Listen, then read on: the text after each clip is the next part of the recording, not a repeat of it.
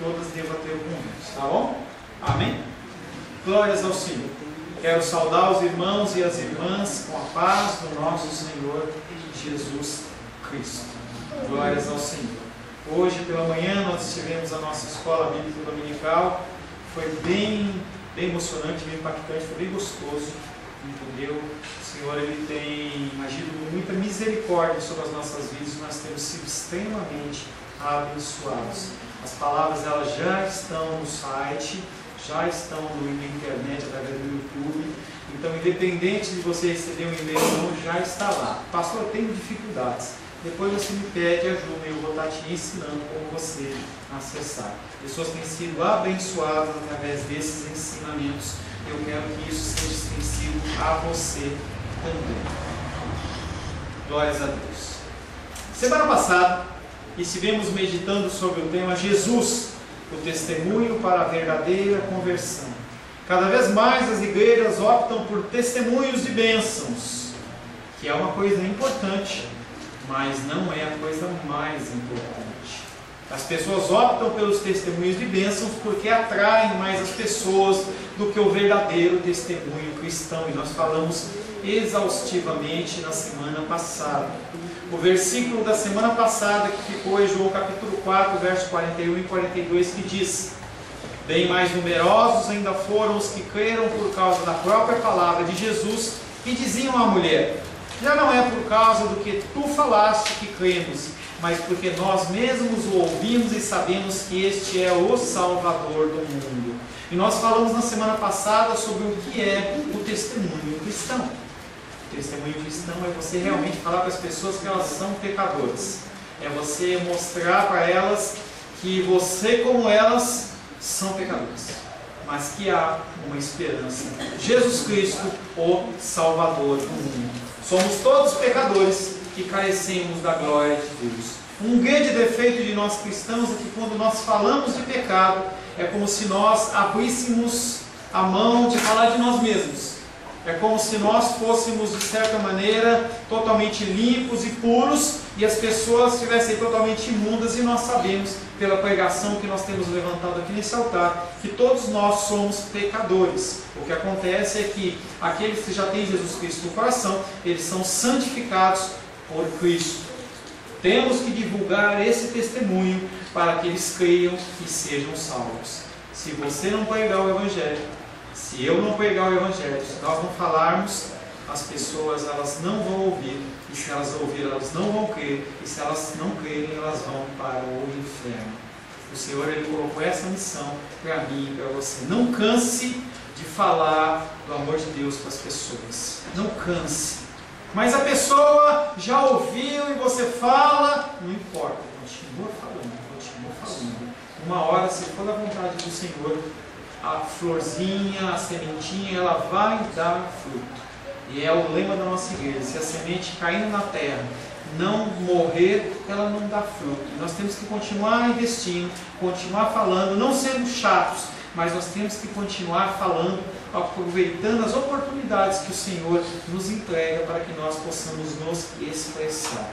A palavra de Deus hoje é uma palavra bem atual para os dias de hoje. Jesus, muito mais do que sinais. As pessoas olham para Jesus como o grande gênio da lâmpada do século XXI, século XX e outros séculos afora. Em especial nesse século.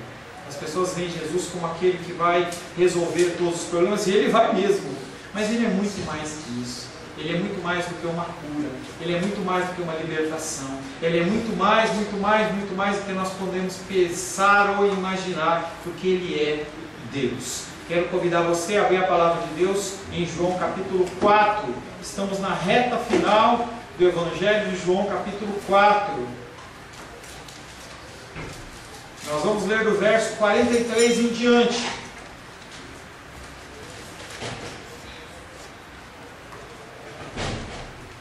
Começamos uma nova narrativa. João capítulo 4, verso 43 ao 54, assim diz a palavra de Deus. Passados 2 dias, partiu dali para a Galiléia, porque o mesmo Jesus testemunhou que um profeta não tem honras na sua própria terra. Assim, quando chegou a Galiléia, os galileus o receberam, porque viram todas as coisas que ele fizera.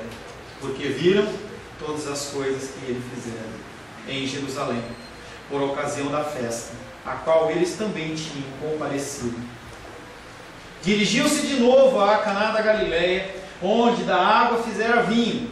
Ora, havia um oficial do rei, cujo filho estava doente em Cafarnaum. Tendo ouvido dizer que Jesus viera da Judéia para a Galiléia, foi ter com ele. E lhe rogou que descesse para curar o seu filho, que estava à morte. Então Jesus lhe disse: se porventura não virdes sinais e prodígios, de modo nenhum crereis. Rogou-lhe o oficial: Senhor, desce antes que o meu filho morra. Vai, disse-lhe Jesus, teu filho vive. O homem creu na palavra de Jesus e partiu. O homem creu na palavra de Jesus. Já ele descia, quando os seus servos lhe vieram ao encontro, anunciando-lhe que o seu filho vivia. Então indagou deles a que hora o seu filho se sentira melhor. Informaram: ontem, à hora 7ª, a febre o deixou. Com isso, reconheceu o pai ser aquela precisamente a hora em que Jesus lhe dissera: teu filho vive. E creu nele, e creu ele e toda a sua casa. Foi este o segundo sinal que fez Jesus depois de vir na Judéia para a Galiléia. Palavra do Senhor. Amém? Senhor, em nome de Jesus, queremos agradecer ao Senhor pelo teu amor, agradecer ao Senhor pela tua graça. Como, Pai querido, já me expressei, Pai querido, no meu secreto, eu te glorifico, Pai querido, pelas palavras que tu colocaste na minha boca hoje pela manhã, Senhor. É um grande privilégio ser um instrumento do Senhor. Pai, agradeço, Pai querido, mas estamos agora diante de uma nova empreitada, de um novo desafio, Pai. Falar mais uma vez das palavras concernentes ao teu reino. Senhor, peço a Ti que o Senhor haja, Pai, com misericórdia com a minha vida. Que o Senhor possa, Pai querido, me utilizar como um canal. Os Teus filhos e as Tuas filhas estão aqui, Pai, com o intuito de ouvir a Tua palavra, de ouvir um recado santo aos seus corações. Não estão aqui atrás de discurso, mas eles querem ouvir a Sua voz. Eu quero ouvir a Sua voz. Por isso, Pai, peço que o Teu Espírito Santo tome conta, tome a direção, tome, Pai querido, o controle da minha vida, para que eu possa ser um instrumento capaz, limpo, edificado pelo Senhor, e que os meus irmãos e as minhas irmãs, através do Teu Espírito Santo, possam receber um recado santo para os seus corações. Em nome de Jesus. Amém. Glórias a Deus. Jesus, muito mais do que sinais. Nós estamos iniciando no dia de hoje um novo episódio curtinho, apenas alguns versículos. Esse episódio que vamos iniciar tem muita semelhança com o evento das bodas de Caná da Galiléia. E quando vai iniciar um novo evento, eu sempre faço uma breve introdução, que é o que eu vou fazer agora. Comparando-se o evento que nós vamos iniciar, que é a cura do filho desse homem, com as bodas de Caná da Galiléia, nós vemos algumas semelhanças. Primeiro, em ambos os casos há uma necessidade. No primeiro, a mãe de Jesus observa, vê que está faltando vinho, olha para Jesus e fala: Jesus, falta vinho. No segundo caso, que é o que nós vamos entrar, o homem tem uma dificuldade com o seu filho que está morrendo, e ele fala: Jesus, meu filho está morrendo. Nos dois casos, Jesus Cristo demonstrou desaprovação. No primeiro, ele olha para sua mãe e fala: mulher, não é chegada a minha hora. No segundo, ele olha para aquele homem e fala assim: se não tiver sinal, vocês não vão crer. Se não tiver nada de extraordinário que os seus olhos possam ver, vocês não vão crer. Contrariamente, terceiro, contrariamente ao que se podia prever, Jesus age, dando ordens que se exige que se confie na sua palavra.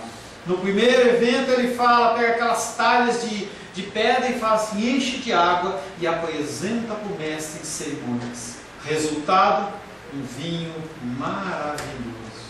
No segundo, aquele homem desesperado, e quem é mãe, quem é pai sabe muito bem do que eu vou falar, numa situação em que o filho está numa enfermidade séria, Jesus Cristo olhar para aquele homem e falar assim: segue o seu caminho, porque o teu filho vive. É muita fé. Mas ele agiu com fé, ele acreditou na palavra de Jesus, ele foi e o filho dele realmente se restabeleceu. Em ambos os casos, Jesus se encontra em Caná da Galileia. Cada episódio descreve um aspecto da mesma carência. No primeiro, as pessoas careciam do vinho que a antiga aliança devia fornecer e não fornecia. No segundo, o homem carece de vida. Nós somos fracos, nós somos suscetíveis a uma série de dificuldades, e nós dependemos de Deus. Neste caso, o homem precisava de uma ajuda divina. Médicos não resolveram, as coisas que ele poderia fazer não resolveram, e ele foi à fonte, que é Jesus Cristo. O primeiro versículo que nós vamos meditar após essa breve introdução é João capítulo 4, verso 44, que diz: o próprio Jesus havia testemunhado que um profeta não é honrado em sua própria pátria. Após 2 dias em Samaria, Jesus partiu para a Galileia, retomando uma viagem que ele começou lá em João capítulo 4, verso 3. Deixou a Judeia, retirando-se outra vez para a Galileia. Ele tinha passado com João Batista, ele tinha sido batizado, ele tinha passado pelo evento de Caná da Galileia, em que ele transformou água em vinho, tinha confrontado os religiosos no templo, expulsado aqueles mercantes, aquelas pessoas que estavam fazendo da casa do seu pai, que era uma casa de oração, numa casa de comércio, e aí ele decide sair daquele lugar e ir para Galileia. Abre-se então o segundo ciclo da sua atividade com uma constatação, uma triste constatação: os que eram seus não o receberam. O que deveria ter sido uma terra fértil de vida e liberdade para o povo, converteu-se em uma terra de opressão e uma terra de morte. Infelizmente, se você não souber escolher a igreja onde você vai congregar, você vai sair para um lugar de opressão e de morte. Não é qualquer lugar que você pode almoçar, não é qualquer médico que você pode ir, e infelizmente não é qualquer igreja que você pode ir. Não estou falando que você tem que abandonar o que você faz, onde você está, quem está aqui ou quem está ouvindo na internet, e você procurar a minha igreja. Esse tipo de declaração, esse tipo de assertiva é uma hipocrisia, é uma verdadeira mentira, porque a igreja do Senhor ela é salpicada em todos os cantos. Se você orar a Deus, Ele vai te mostrar onde você tem que congregar, onde é o melhor lugar onde você vai receber a palavra do Senhor. A gente estava ali na porta, a Glendinha olhou para mim e falou assim: que cheiro de pão. Aí eu brinquei com ela e falei assim: é o pão da vida. Mas eu brinquei com ela, né, que era a palavra que eu ia trazer. Mas gente, a gente tem que ter essa expectativa, que você vai à casa do Senhor e um pão novo, cheiroso, fresquinho vai ser colocado para que você possa se banquetear. Mas o que a gente vê nas igrejas de hoje é opressão e morte. Falava hoje pela manhã e repito: quando você vai num restaurante, você quer comer uma boa comida. Quando você vai num hospital, você quer saber o diagnóstico do que você está sentindo. Titia está na expectativa, quarta-feira ela tem um médico e nós estamos aguardando para ver qual que é o motivo da falta de respiração que ela tem. Nós aguardamos com expectativa algo verdadeiro que vem ser falado a nós. Vem ser falado a nós. Quando nós vamos ao hospital, nós queremos ouvir o que o médico tem a dizer, e não uma pequena fábula ou uma pequena historinha. Já contei essa história e volto a contar porque ela encaixa muito bem. Paul Washer, um grande pregador dentro dos círculos de hoje, ele, dentro da sua agenda extensa em outros países, em vários lugares pelo globo, ele separa um tempo, de tempos em tempos, para ficar com a sua mamãe. E naquele dia ele ia encontrar a sua mamãe, e a mamãe dele falou assim: olha, antes eu tenho que passar no médico. Eu fiz alguns exames, eu preciso passar no médico. Você me acompanha? Ele falou sim. E ele acompanhou a sua mamãe até o médico, e o médico olhou para ela e falou assim: a senhora está com câncer. Não aliviou as palavras, porque havia necessidade de um tratamento. Aquela palavra estragou o dia daquela mulher e do pastor. Eles não almoçaram, perderam a fome. estragou a semana, estragou o mês e todos os anos por vir daquele tratamento. Quem teve câncer ou conhece alguém sabe que não é um tratamento curto, é um tratamento a longo prazo. Mas aquela mulher, pela graça e misericórdia de Deus, ela foi curada. Quando você vai no médico, você quer ouvir a verdade ou você quer ouvir a mentira? Quando você vai à igreja, você quer ouvir a verdade ou você quer ouvir a mentira? As pessoas, elas estão por aí lançando CDs e fazendo ministrações de que a igreja do Senhor é a noiva. E aí a gente tem a noiva, que é a Carolzinha, e a gente tem acompanhado bem de perto todo o preparativo. E ela está tentando, junto com o Fabiano, fazer a coisa dentro das possibilidades deles da melhor maneira possível. Eu creio que no dia a gente vai olhar e falar assim, nossa, que lindo, um vestido lindo, uma noiva linda. Mas quando a gente olha para a noiva de Cristo hoje, a gente não vê essa realidade. A gente vê pessoas doentes e enfermas, com vestes sujas e manchadas, longe de ser a noiva adornada que Deus espera. E os pastores continuam falando que está tudo certo, continuam falando que está tudo bem, continuam falando que as pessoas são lindas, maravilhosas, que está tudo certo, quando não está tudo certo. A sua vida, como a minha vida, está torta e ela precisa se consertar. E você não tem como corrigir algo com palavras doces, com meias palavras, mas tem que ser corrigido através da verdade. E é isso que nós tentamos e procuramos fazer aqui, e outras igrejas pelo Brasília, pelo Distrito Federal, pelo Brasil e pelo mundo fazem. Não há um lugar onde Deus fala, não tem só um lugar onde a mão de Deus está, não tem um lugar onde só Deus cura ali, não tem um lugar onde só Deus é próspero ali, não tem. Mas as pessoas continuam querendo ser enganadas. E se você para olhar na internet, dá vontade de você chorar das coisas que você vê, de aberrações, aberrações, aberrações, e as pessoas gostam. E as pessoas se alegram com a mentira. Parece que elas são envoltas naquela mentira e elas falam muito obrigado. É como se você fosse na padaria comprar um pão e o cara servisse para você um pão mofado, todo verde, e você falasse assim, que delícia, muito obrigado, e você levasse para sua casa e servisse. É isso que as pessoas estão fazendo. Aspecto de opressão e de morte. Os seus não receberam. Perverteu-se inclusive a imagem de Deus, fazendo o suporte de um sistema injusto e escravizador no templo. Reflexo da nossa igreja dos dias de hoje. As pessoas inventam campanhas mirabolantes e colocam jugo sobre os membros que nem eles querem carregar. Pessoas fazem propósitos e campanhas para a pessoa doar R$1.000, R$900, enquanto a pessoa ganha um salário mínimo, e a pessoa fala assim, como eu vou resolver isso? Opressão, não é Deus que está falando, Deus não está falando nada disso. Mentira. E a pessoa naquela angústia, naquele anseio de ficar rica, de ter mais, ela entra nisso.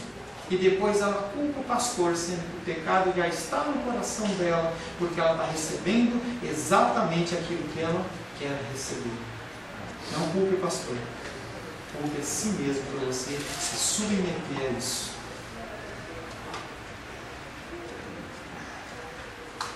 Em Samaria, porém, Jesus acabara de desfrutar do seu primeiro sucesso. Um sucesso sem oposição e de coração aberto. Por que os samaritanos foram diferentes dos judeus? Por quê? Hoje falava pela manhã. Os judeus eram como se fosse a noiva, o casamento sem amor. Samaria agia como se fosse a prostituta, que tinha 5 maridos, mas que estava com um sexto que nem era o seu marido. Mas Samaria tinha algo que os judeus não tinham. Coração desejoso de adorar Deus. Eles não sabiam o que adorar, mas eles adoravam. As pessoas hoje se reúnem nas igrejas evangélicas e olham para as pessoas do mundo com desprezo, sendo que às vezes eles são muito mais adoradores e buscadores de Deus do que nós que estamos dentro da igreja.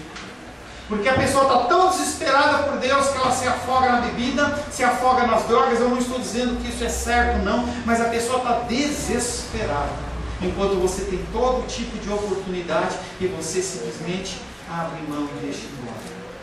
Quando João olhou, entrou, eu olhei pela camiseta dele, tem um monte, depois você olha, tem um monte de aqueles negocinhos que você sopra assim, sabe? Sai voando, é isso, não é? Não, para mim não é. Para mim não me conteste. Tá? Então, quando eu olhei, eu lembrei daquilo.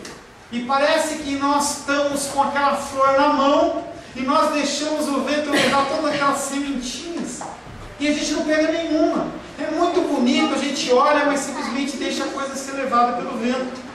João capítulo 4, verso 24 fala que Deus ele é Espírito e importa que os seus adoradores o adorem em Espírito e em verdade. Nossos preconceitos. Nós carregamos conceitos anteriores que não são preconceitos, mas são preconceitos.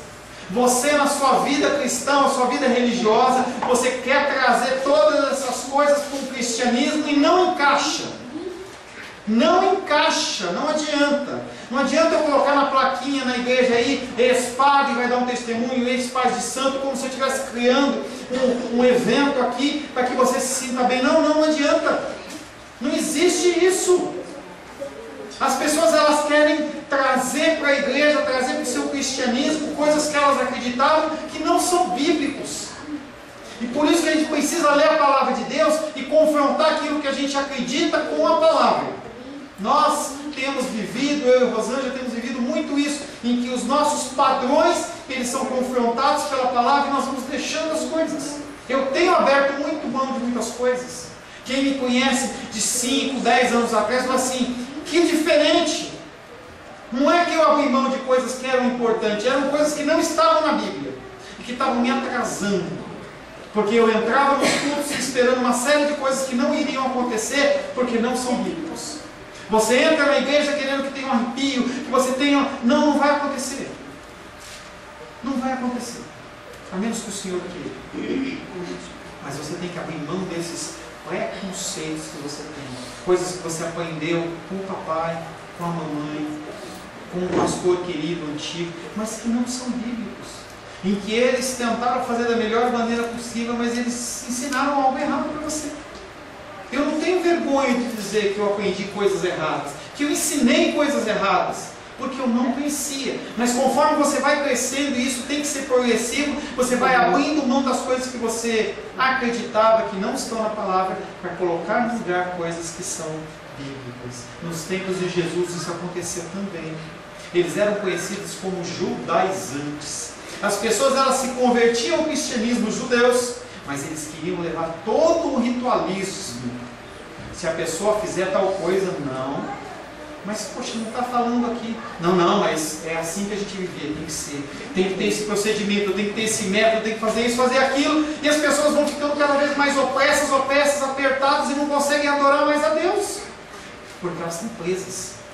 Pessoas dentro da igreja, elas não conseguem se libertar desses preconceitos e arrastam famílias, arrastam igrejas inteiras num conceito como esse. Já desse exemplo, vou dar de novo. Igreja do pastor da Igreja Cristã Presbiteriana lá de Cidade Ocidental, o pastor Silvio, ele contou que certa vez entrou uma mulher com véu, da Igreja do Véu, Igreja da Congregação Cristã. Você já ouviu essa história, ouça novamente. E ela entrou, assistiu o culto, e assistiu uma, assistiu duas, chegou uma hora que ele marcou um gabinete com o pastor e falou, pastor, eu sou da Congregação Cristã, mas eu tenho uma idade avançada, eu me mudei aqui para perto da sua igreja, eu ouvi a palavra e eu gostei da palavra. Eu não tenho como me deslocar. Você se importa que eu congregue na sua igreja com véu? Não tem nenhum problema. Há problema de você congregar com véu? Não há problema. Há problema de você congregar sem véu? Não há problema. Há problema de você estar de terno? Não tem problema. Você está sem terno? Não tem problema. O problema é se você quiser oprimir as pessoas com esse tipo de coisa. Judaizantes. Pessoas que querem trazer conceitos fora da palavra para dentro do cristianismo. Não encaixa. João capítulo 4, verso 44. O próprio Jesus havia testemunhado que um profeta não é honrado em sua própria pátria.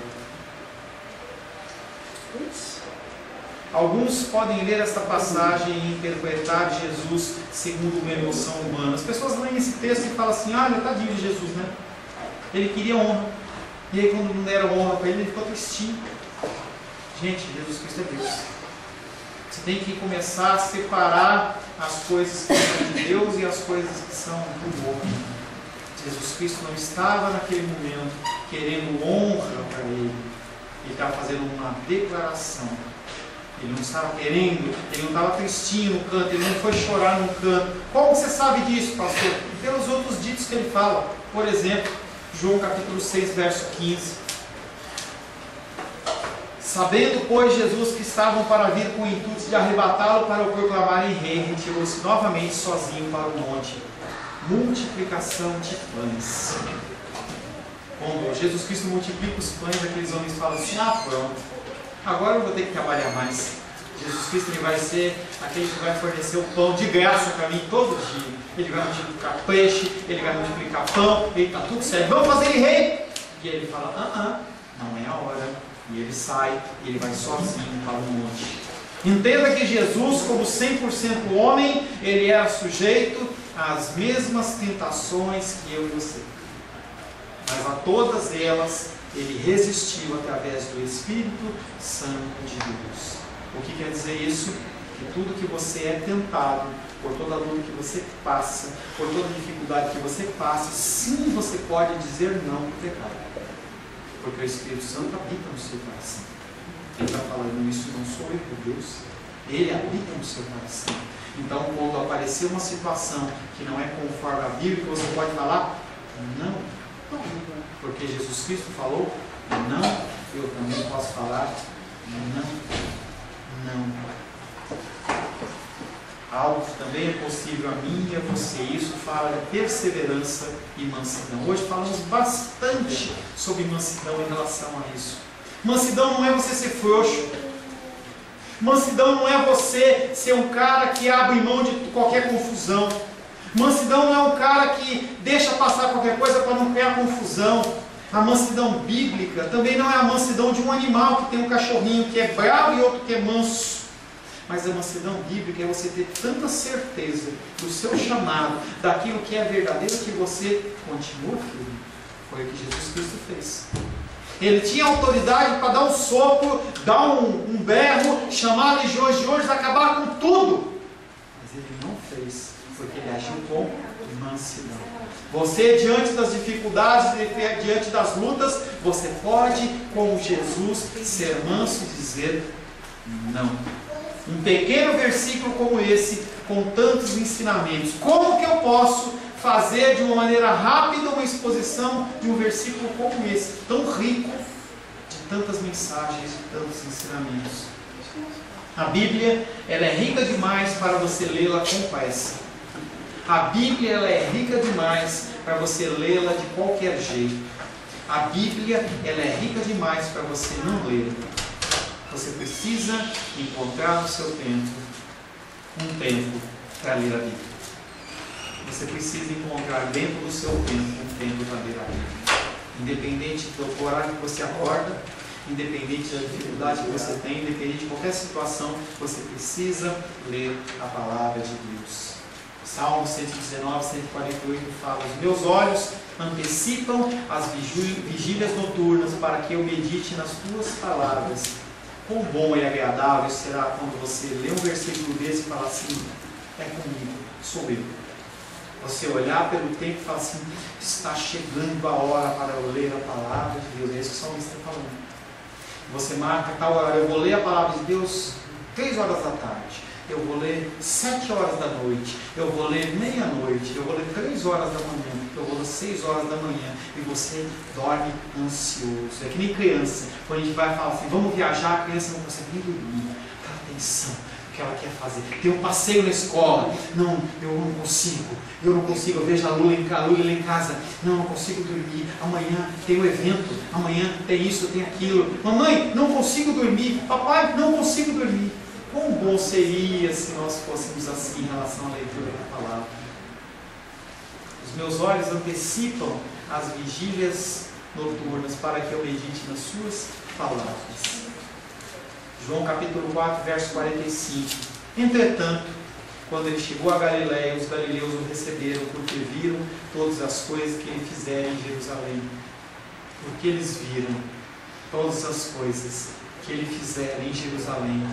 eles o receberam. Ele também tinha ido a Jerusalém para a festa e tinham podido ver tudo que Jesus fizera na ocasião. Que triste, que triste. Aqueles homens tinham uma motivação errada. Aqueles homens não estavam recebendo Jesus como os samaritanos receberam, como Messias, mas eles receberam porque eles viram todas as coisas que ele fizeram. Opa, será que Jesus tem um carrinho novo para mim? Opa, será que Jesus tem um apartamento novo para mim?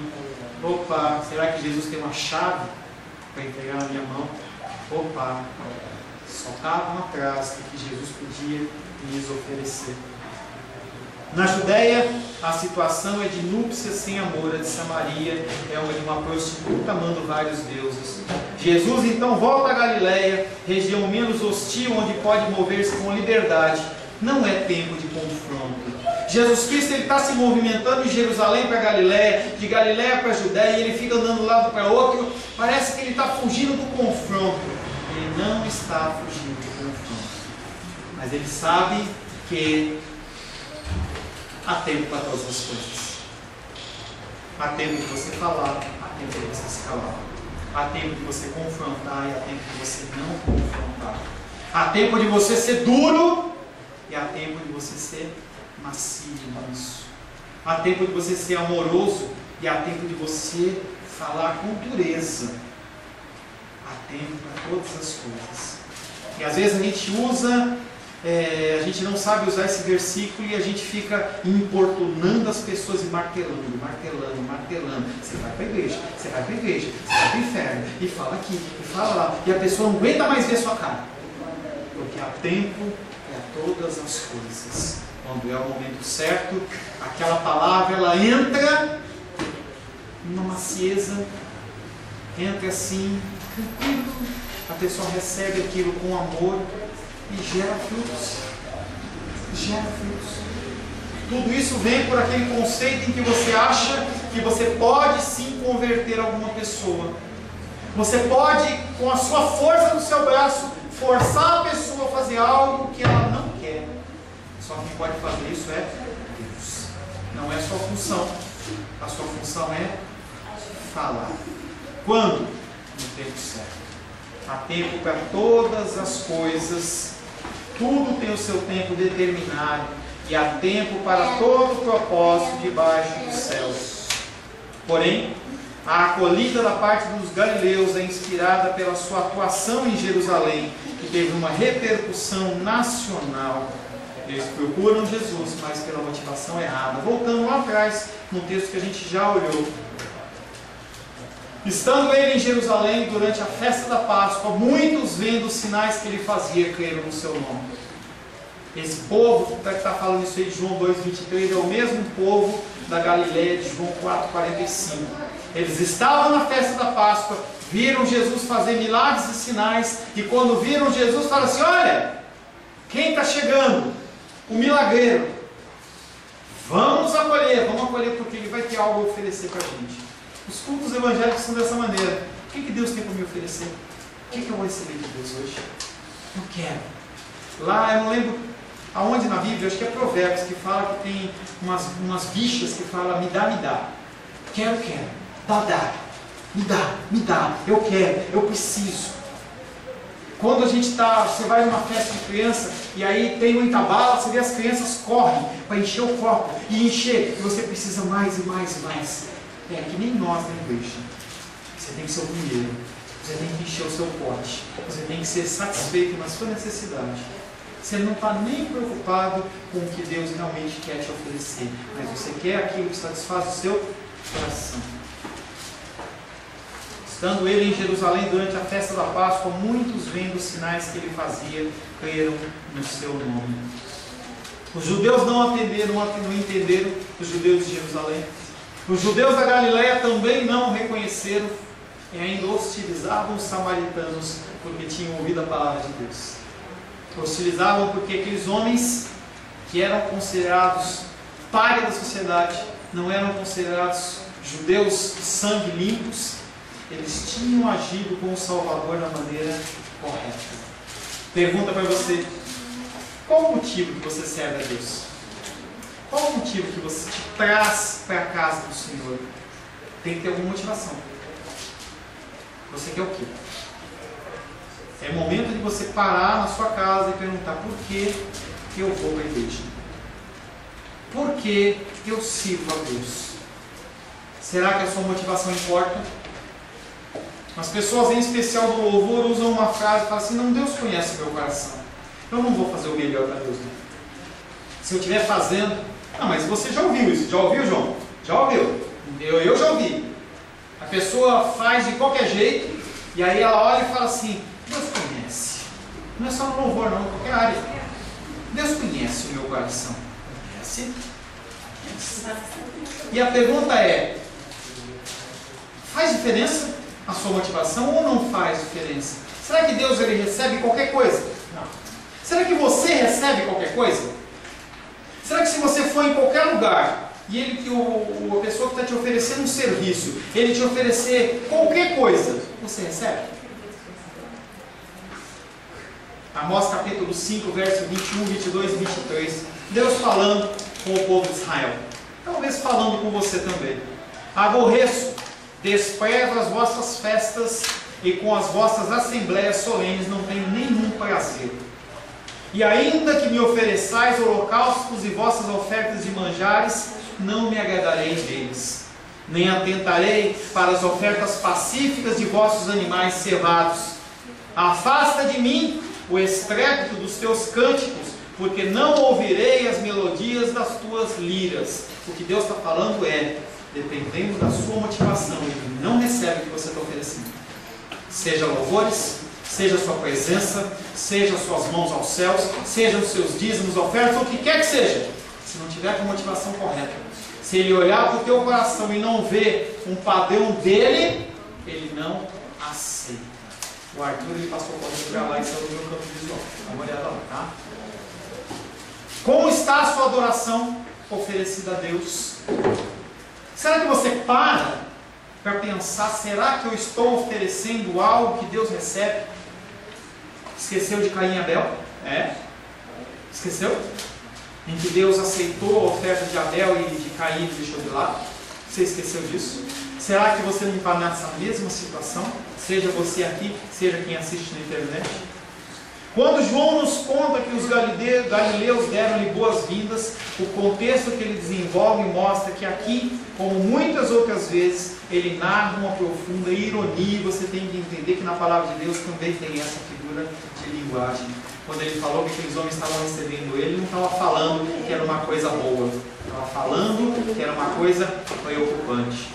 A fé dos judeus é imperfeita e é baseada em milagres. A sua fé é baseada no quê? O que te leva a acreditar em Deus? Alguma emoção? Alguma coisa que foi do seu passado?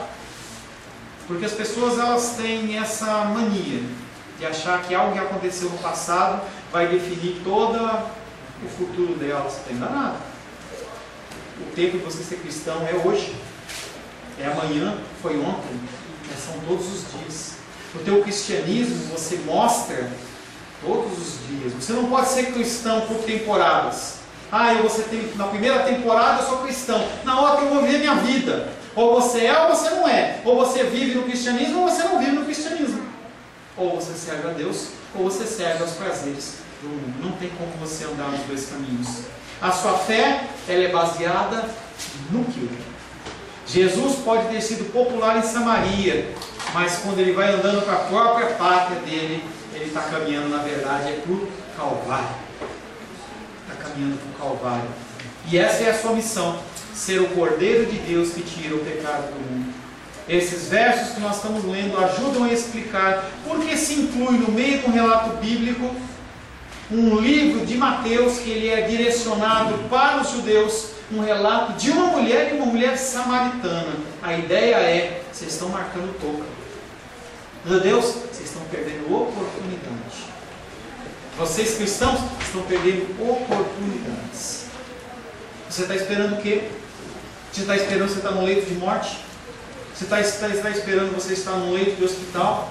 Ou com uma dificuldade grave? Nós falamos bastante sobre oração hoje, foi muito pesado. Você está esperando o seu filho se desviar para você orar por ele? E eu falei, acho que foi nessa manhã, que eu estou muito triste. Essa semana foi muito triste num sentido. Eu recebi um vídeo na internet que mostrava um vídeo lá da UNB, os jovens de todas as idades, um monte de gente. E eles cantavam: eu beijo homem, eu beijo mulher, eu beijo quem eu quiser. E a bandeira do GLBT para lá, para o outro. Eu olhei para aquilo, tristeza. Falei hoje pela manhã, tristeza. A geração que vai acabar com a cultura ocidental nessa geração. Porque se você olhar a história, eu tenho falado isso, se você olhar a história, você vai ver que a história, quando começa a atender para esse tipo de coisa, Deus dá bastas. Quando você vê o nosso Brasil, quando você vê o mundo caminhando para uma Sodoma e Gomorra, o mundo está acabando, a cultura ocidental está acabando. Isso é muito sério. Toda uma geração está caminhando nessa linha. Esse fim de semana, esses dias eu ouvi uma pessoa, uma menina olhando e falando assim: nós temos que entender a ideologia de gênero. Uma menina tem 16 anos, mas se ela olhar no espelho e se ela se vê um homem, ela é homem. A gente não tem que discutir onde nós estamos. O menino, se ele achar que ele é mulher, ele pode ser mulher. É como se não tivesse nenhum padrão. Eu falava pela manhã que nós temos o moral, nós temos o imoral e nós temos o amoral. Nós temos o moral, que são os padrões que regem a sociedade. O imoral é alguém que é contra os padrões que a sociedade está falando. E nós temos o amoral, que não tem moral nenhuma. E nós estamos caminhando para isso. Nós estamos esperando o quê? Nós, como cristãos, estamos esperando o quê? Descambar, mas como? Nós temos que fazer a nossa parte em oração e buscar a presença do Senhor. A missão de Jesus era ser o Cordeiro de Deus que tira o pecado do mundo. A minha função e a sua função, ser sal da terra e luz do mundo. No meio dessas trevas você tem que falar. Mansidão, perseverante. Eu te amo, mas eu não concordo com o que você está fazendo. E você está errado. Não, mas tal filósofo fala, tal psicólogo. Não importa, você está errado. Mas eu continuo te amando. As pessoas têm que ouvir isso.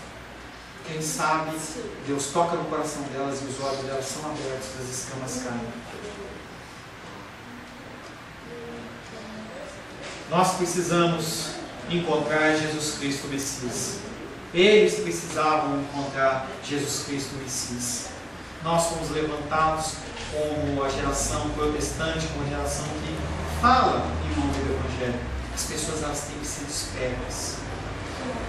O apóstolo Paulo, em Romanos 11, 13 a 14, ele fala algo semelhante, tentando trazer a consciência àqueles que eram judeus e não se convertiam. E ele fala: dirijo-me a vós outros que sois gentios, visto, pois, que sou apóstolo dos gentios, glorifico o meu ministério, para ver se de algum modo posso incitar a emulação do meu povo e salvar alguns deles. Ele está falando, quem sabe, eu falando do Evangelho, as pessoas se convertem. Quem sabe? E eu tenho que falar. Eles precisavam urgentemente procurar Jesus, o Messias. Mas o Jesus, o Messias, na posição que Ele quer ser encontrado e como Ele quer ser adorado, não na jeito que você quer.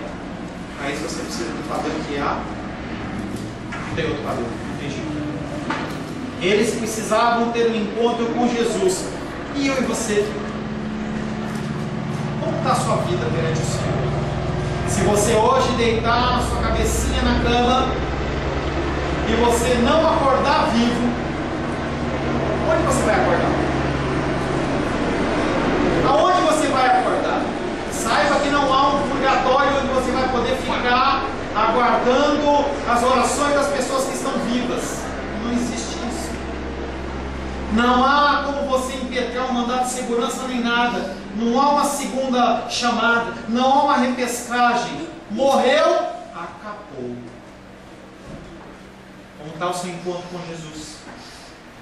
Finalizando, João capítulo 4, verso 46.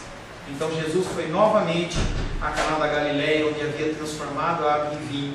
Havia lá um funcionário real, cujo filho estava doente em Cafarnaum. A volta de Jesus a Caná encerra um ciclo que incluiu a sua atuação em Jerusalém, seus batismos e a bodas de Caná da Galileia. Seu primeiro contato com o centro religioso gerou uma confusão enorme e as pessoas não fizeram os seus ensinamentos e ficaram muito bravos com Jesus.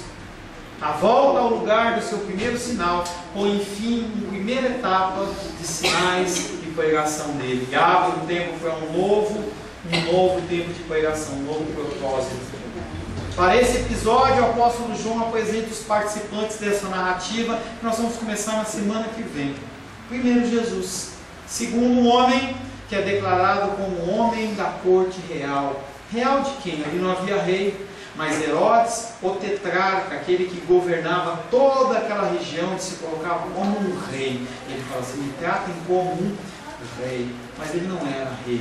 Era um homem que trabalhava na corte de Herodes. E um menino, que a gente não sabe o nome dele, não sabe a idade dele, não sabe nada dele, mas fala-se que ele estava doente. Pela primeira vez, o conflito de vida e morte, ele é apresentado a Jesus. E para você? Como está o seu relacionamento com o Senhor? Será que o relacionamento do Senhor com você nesta noite é um relacionamento de vida ou um relacionamento de vida e morte? Feche seus olhos.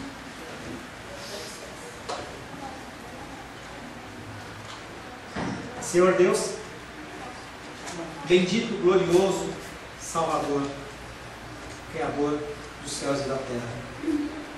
Nós louvamos, adoramos e bendizemos o Teu santo nome, Deus. Tu és o único Deus, Tu és o que reina, Tu és o que é para sempre.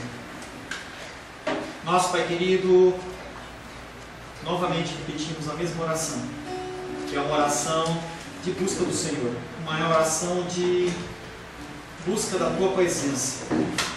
Nós não sabemos orar como convém, nós não sabemos como nos portar dentro do cristianismo, mas nós sabemos que Tu és um Deus misericordioso, um Deus capaz de fazer infinitamente mais do que podemos pedir, pensar ou imaginar.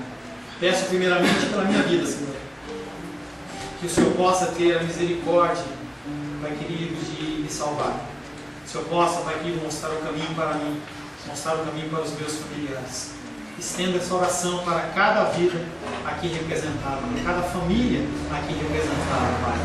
Nós, como corpo, precisamos do Senhor, Pai. Estamos prestes, Pai querido, a tomar a santa ceia do Senhor. Algo longe de ser um ato religioso, mas algo espiritual, em que nós, Pai querido, podemos sim nos relacionar com o único Deus vivo. É um grande privilégio para nós estar nesta noite tomando a santa ceia do Senhor. Desde já, Pai, sonda os nossos corações, para que nós possamos em Cristo ser encontrados justificados e sermos dignos de tomar a santa ceia. Em nome de Jesus. Amém. Glórias ao Senhor. A paz seja convosco. Meu nome é Paulo César. Eu sou pastor da Igreja Cristã Semente de Vida, aqui em Brasília, Distrito Federal. Me alegro que a palavra tenha te alcançado. A palavra faz isso. Ela alcança as pessoas aonde quer que elas estejam. E você foi agraciado com esta palavra. Não que eu tenha nada especial a te dizer. A palavra ela é suficiente e ela usa quem ela quer. E eu me alegro por ter sido um canal para poder te abençoar. Mas eu quero te dizer que não basta você ser um ouvinte. Não basta ser uma pessoa que se alegra quando você ouve a palavra de Deus. A vida ela é feita de decisões. Se você está ouvindo essa palavra hoje, eu creio que o Espírito Santo tem um propósito especial com você. Muito mais do que prosperidade, muito mais do que uma cura física, uma cura emocional ou espiritual, Ele quer te alcançar para a vida eterna. Nós investimos nosso tempo, nós investimos as nossas forças em coisas terrenas, mas o Senhor Ele tem muito mais a oferecer. Ele tem sim para você a cura, Ele tem sim para você a prosperidade, mas Ele tem muito mais que isso. Submeta-se a um Deus que Ele é capaz de mudar e transformar a sua vida por completo. Creio que o Espírito Santo ele é capaz de tocar o teu coração. Quero pedir que você curve a sua cabeça. Senhor, em nome de Jesus, coloco na tua presença essa vida que ouve esta ministração, que ouve esta palavra. Pai, eu não tenho capacitação nenhuma, mas o teu Espírito ele é capaz sim de tocar nesta vida, gerar nela mudança, transformação, arrependimento, e que ela possa simplesmente bater no peito, convencendo-se que é pecadora e que precisa de um Deus salvador. Não há um caminho a ti, meu Deus, que não seja através de Cristo. E eu lhe peço, Pai querido, que você alcance essa vida e ele possa sim tomar uma decisão pessoal pelo Senhor, em nome de Jesus. Amém. Amém, meu querido. Amém, minha querida. Fico contente que você esteja ouvindo essa ministração até o fim.